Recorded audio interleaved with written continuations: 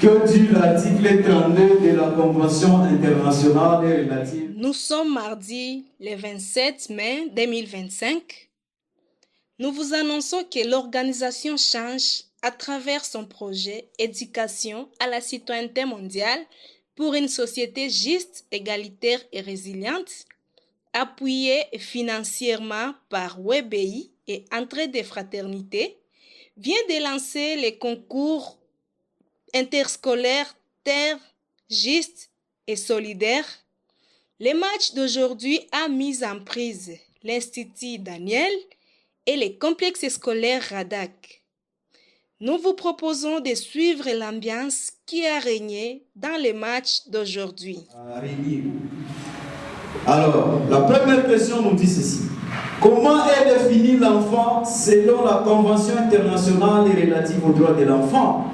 Comment est défini l'enfant selon la Convention internationale relative aux droits de l'enfant? Vous avez 5 secondes. Il faut chronométrer, s'il vous plaît.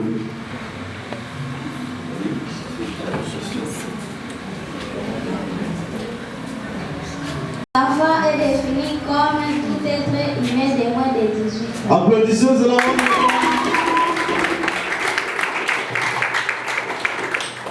Citer sans expliquer les 3 générations des droits de l'homme. Vous avez 30 secondes. Vous avez 30 secondes. Ah, il y a déjà une réponse. Oui, lève-toi et parle. Première génération, les droits civils et politiques, les droits économiques et socio-culturels. Troisième génération, les droits des peuples. Félicitations.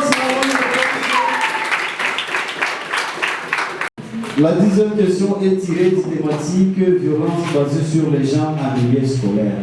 Et nous étions ici pour une séance l'année passée. Qu'est-ce que signifie la violence psychologique en milieu scolaire? Je vais répéter la question. Qu'est-ce que signifie violence psychologique en milieu scolaire? Vous avez 30 secondes de réflexion.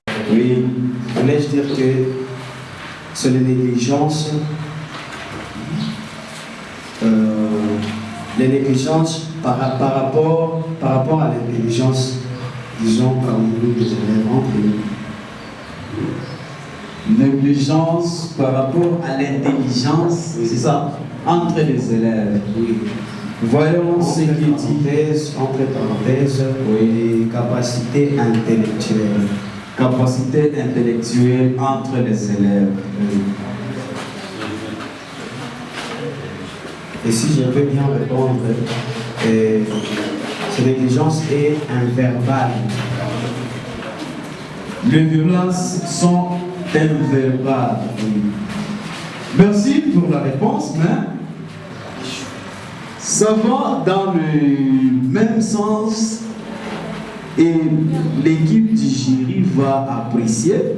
Parce que ici on dit la violence psychologique en milieu scolaire. Il fallait juste trouver ce cas, il y a injure d'un élève par un enseignant, injure entre élèves et élèves. Malheureusement, j'ai commis un péché, j'ai déjà dit la réponse, donc il n'y a pas de droit à il n'y a pas eu réplique. Il n'y a pas eu réplique, c'est pourquoi. Alors, aux membres du jury d'apprécier avant de continuer, s'il vous plaît. Par rapport à cela, parce que le monsieur avait quand même une petite idée par rapport à la réponse qui se trouve ici. Je pense que là, on peut donner quand même 5 points. C'est mon avis. La définition des droits de l'homme. Pour les complexes scolaires Daniel, nous pensons que les droits de l'homme, c'est l'ensemble des avantages qu'il peut avoir, des avantages artificiels ou naturels qu'il peut avoir tout et chacun dans sa communauté. Ensemble des avantages naturels et ou artificiels qu'il peut avoir tout et chacun dans sa communauté. Là encore, vous répondez comme un quelqu'un, vous faites la sociale, je crois. Parce qu'apparemment, vos questions vont directement dans les affaires sociales. Là, j'ai compris.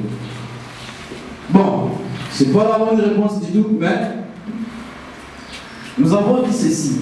Hein, avant tout, il faut avoir le courage. Même la mauvaise réponse, il faut avoir le courage de s'exprimer.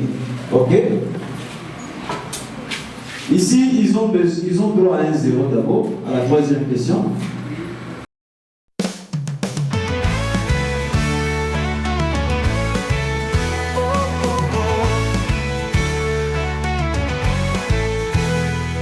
Unissons nos voix, la paix est en nous pour bâtir un demain où chacun trouve sa place. Cohabitation, main dans la main, résolvons nos conflits pour un monde plus serein. Dialogue et respect, c'est notre chemin. Changeons FC Avenir et le forum citoyenneté mondiale pour la paix au sud qui vous ensemble sans frein. Culture de la paix, valeurs partagées. Construisons l'avenir, tous engagés. Écoutez l'autre, comprendre son cœur dans la diversité, trouver une